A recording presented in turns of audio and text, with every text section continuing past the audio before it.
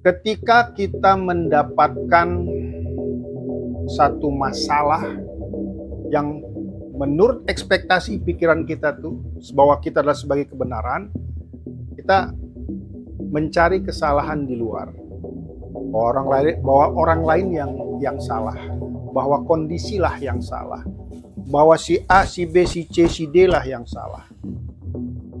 Padahal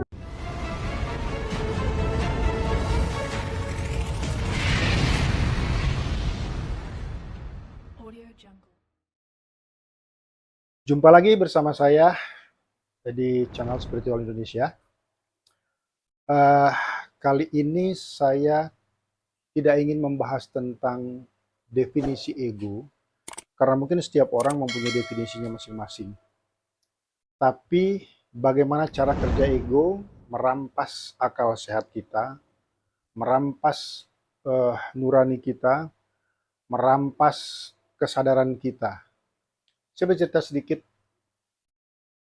sebagai analogi aja, sebagai perbandingan untuk kita masuk lebih dalam membahas tentang ego ini.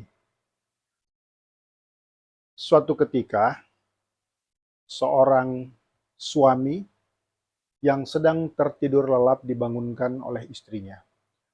Bapak, bangun, ini sudah jam 9. Eh, Kambing-kambing kita jam segini udah dari tadi malam sampai jam segini belum makan. Sang suami dengan egonya menghardik istrinya dengan suara yang keras. Diam kamu. Kamu tahu apa tentang kambing? Kambing kapan aja bisa makan. Nanti yang penting saya tidur dulu, kalau saya sudah bangun baru saya kasih makan kambing. Waktu pun berlalu. Suami kembali tidur, waktu pun berlalu. Dan suami terbangun jam setengah 6 sore. Waktu sudah mulai maghrib. Malam tidak mungkin ngarit nyari nyari rumput untuk kasih makan kambing. Suami berpikir, sudahlah besok pagi aja sekalian uh, dia pergi cari, dia berpikir dia akan pagi hari nanti dia bangun, dia cari ngarit, ya, cari rumput ngarit di pagi hari. Ternyata berulang lagi. Dia kembali bergadang bermain bersama teman-temannya dan pulang sampai subuh, dan dia tertidur sampai siang lagi hingga akhirnya 3 hari berturut-turut kambingnya tidak makan. Sebagian sakit dan yang sakit sebagiannya mati. Hanya karena masalah sepele. Kawan-kawan, terutama yang tinggal di kota besar ya seperti Jakarta, Surabaya, Medan, mungkin juga Bandung ya. Termasuk juga di Bodetabek, Bogor, Depok, Tangerang dan Bekasi ini adalah kota-kota besar yang padat. Coba Anda yang hidup di sana, yang setiap hari uh, berpindah, bertransformasi, berpindah untuk mungkin dari rumah pergi ke kantor atau sebaliknya, ya, beraktivitas dengan menggunakan kendaraan motor ataupun mobil, seberapa sering jalan Anda dipotong, mungkin oleh pengendara lainnya, dan kemudian akhirnya bertengkar. Sebetulnya bukan masalah bertengkar, tapi karena ego Anda, pertengkaran pun berakhir di kantor polisi. Bicara tentang ego adalah bicara tentang bagaimana kita mengekspektasikan diri kita sedemikian besarnya hingga memenuhi akal sehat kita. Hingga tidak ada ruang kosong untuk melihat keluar dengan lebih bening, dengan lebih jernih, dengan lebih netral. Ada anekdot sedikit lagi, saya cerita satu lagi anekdot ya, tentang ego yang kita bahas ini. Sebut saja namanya si Poltak. Suatu hari si Poltak diajak kawan-kawannya untuk pergi ke kafe ya, pada malam hari, ya, minum-minum sambil bercanda riang bersama kawan-kawan hingga akhirnya mabok. Sampai ketika dia sedikit menyadari bahwa dia punya janji sama istrinya untuk membeli martabak manis. Akhirnya dia lihat jam, karena mabok lihatnya jam berapa sekarang, kan gitu kalau orang mabok ya. Nah, Dia kehilangan martabaknya. Di mana tadi martabak saya cari ya? Ternyata martabaknya udah keinjak-injak, udah penyet. Akhirnya dia pulang. Pulang dengan sempoyongan, pulang ke rumah.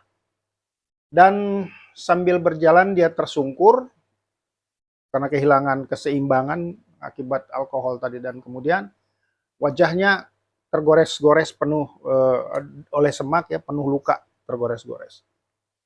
Sampailah di rumah sekitar jam 2 atau jam 3 dan istrinya sudah tidur.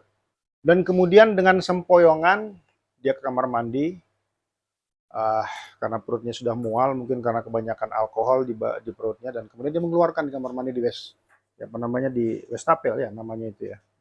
Itu biasanya di depan wastafel itu ada kaca. Dia berkaca. Nanti wajahnya penuh luka. Dengan sedikit sedikit kesadarannya, kemudian dia mengambil kotak, mencari kotak P3K, dan dengan cara yang sedikit sempoyongan dan sedikit merasa sadar, dia mengobati luka-lukanya. Akhirnya karena tidak kuat, dia tertidur begitu saja. Pagi hari, Poltak dibangunkan oleh istrinya Butet. Bang, bangun. Kamu tadi malam minum mabok lagi ya? Enggak sayang, saya nggak mabok. Kamu mabok lagi. Enggak sayang, nggak mabok. Ayo, coba berdiri. Coba lihat di cermin. Ternyata di cermin sudah penuh dengan tempelan-tempelan bekas untuk obatin luka. Jadi bukan wajahnya yang diobatin, tapi cermin yang dia obatin. Begitulah analogi kita setiap hari. Ketika kita mendapatkan satu masalah yang menurut ekspektasi pikiran kita tuh bahwa kita adalah sebagai kebenaran, kita mencari kesalahan di luar. Bahwa orang lain yang salah, bahwa kondisilah yang salah, bahwa si A, si B, si C, si D lah yang salah. Padahal cara kita berpikir, cara kita memproyeksikan segala hal kondisi di luar diri kita itulah yang salah. Artinya ego kita lah yang memenuhi ruang kesadaran kita hingga kita tidak mampu untuk melihat bahwa kesalahan itu adalah di diri kita sendiri. Banyak pertanyaan yang masuk di saya, bagaimana cara untuk mengontrol ego? Saya bilang, sebetulnya apa yang telah dilakukan oleh Anda sekalian di rumah, baik dengan konsep spiritual religi maupun kearifan lokal, misalkan ya melakukan sholat, melakukan kebaktian ya di gereja, atau dengan yang lebih dalam lagi mungkin melakukan doa di ruang privat, atau melakukan zikir atau wirid-wiridan tertentu ya. Yang lebih dalam lagi dalam konsep spiritual religi itu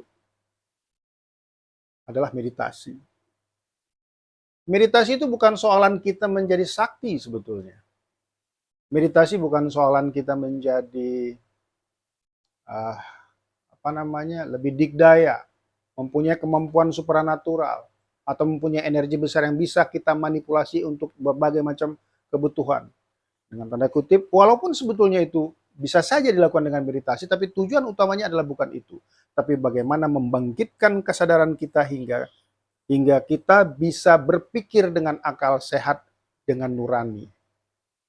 Ego tidak bisa dihilangkan. Yang tidak punya ego itu hanya malaikat, dan kita bukan malaikat. Tapi bagaimana kita mengelola ego kita untuk kebaikan diri kita. Manusia punya ego.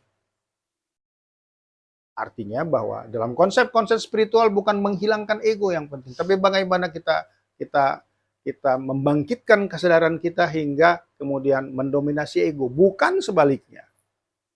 Yang terjadi adalah kita terlalu berekspektasi yang tinggi terhadap diri kita hingga kita menutup banyaknya kebenaran di luar diri kita. Kita merasa bahwa diri kita inilah yang paling benar. Apabila kita merasa diri kita paling benar, maka pikiran akan selalu mencari ke arah luar perbandingan kesalahan. Jadi untuk menjadi benar kita harus menyalahkan orang lain. Untuk menjadi tinggi kita harus merendahkan orang lain. Itulah ego. Jadi meditasi bukan soal membuat diri kita menjadi seperti yang saya bilang tadi, ya, punya kemampuan supra, punya kemampuan yang menganeh-nganehi, tidak. Tapi bagaimana kesadaran kita muncul ke permukaan hingga kita bisa berpikir dengan lebih bening, dengan lebih jernih, dan mempunyai dan mempunyai akal sehat yang mumpuni, nurani yang mumpuni. Demikian kawan-kawan, apabila Anda ingin bertanya lebih jauh tentang ego, tentang kesadaran atau tentang meditasi, Anda boleh uh, menuliskan pertanyaan itu di bawah nanti ya. Di bawah ada di kolom komentar. Kemudian di situ juga ada link tentang untuk bergabung ke kita ya di grup Telegram. Nanti ada linknya di bawah, ya silakan. Dan terima kasih buat teman-teman yang sudah menonton dan yang belum menonton, tolong di-subscribe, like, and share ke kawan-kawan yang lainnya. Suyung sajalah.